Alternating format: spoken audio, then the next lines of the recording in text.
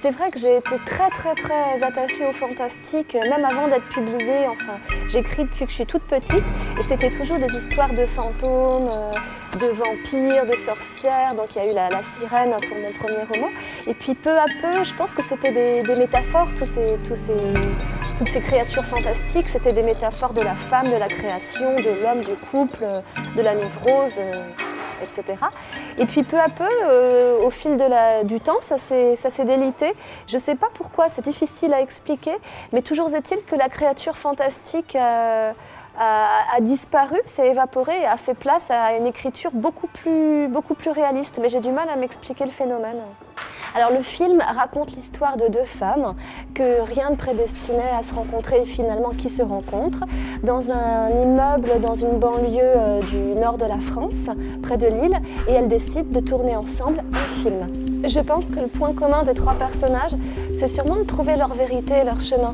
Puisque Ruth, bien qu'elle soit juive, elle ne sait pas en quoi elle est juive, donc c'est trouver son identité juive à elle. Pour Gisèle, c'est savoir pourquoi elle se sent espagnole, puisque depuis l'enfance, elle est persuadée qu'elle vient d'Espagne, qu'elle est espagnole, et ses parents adoptifs lui disent « mais non, qu'est-ce que c'est que ces histoires ?» Et elle a besoin de trouver son chemin, et pourquoi elle est persuadée de venir d'Espagne. Et pour Juan, je pense que c'est un peu la conquête de la virilité, et puis d'une certaine identité masculine et d'une certaine dignité aussi. Je suis assez fascinée par l'écriture scénaristique et puis les ponts qu'on peut créer entre les différentes écritures, l'écriture romanesque, l'écriture de scénario. Je pense qu'il y a des ponts à créer.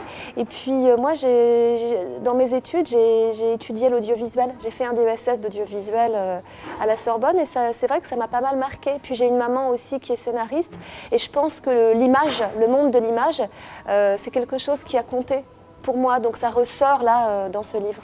Le métier d'enseignante, ça m'inspire tout le temps, absolument tout le temps.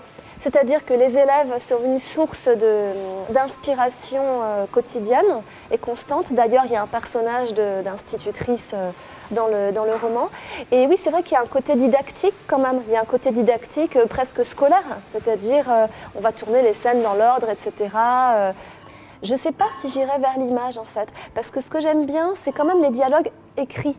C'est quand même l'écrit, mon truc. Et j'aime bien, même quand on a une écriture qui est très réaliste, quand on écrit des choses, il y a toujours une distance entre la réalité et l'écriture. Et c'est cette anfractuosité-là et ce décalage que j'aime bien.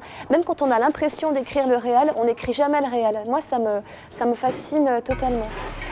Sinon, pour ce qui est des projets, alors j'ai deux projets actuellement, je ne sais pas lequel va prendre le pas sur l'autre, mais j'ai très envie de travailler sur l'adolescence. Déjà, c'était un petit peu le thème qui habitait mon deuxième roman, Le corps de Liane, et là, c'est en partie à cause des élèves, en partie à cause de ma propre adolescence, sûrement. J'ai envie de recommencer à travailler sur l'identité adolescente.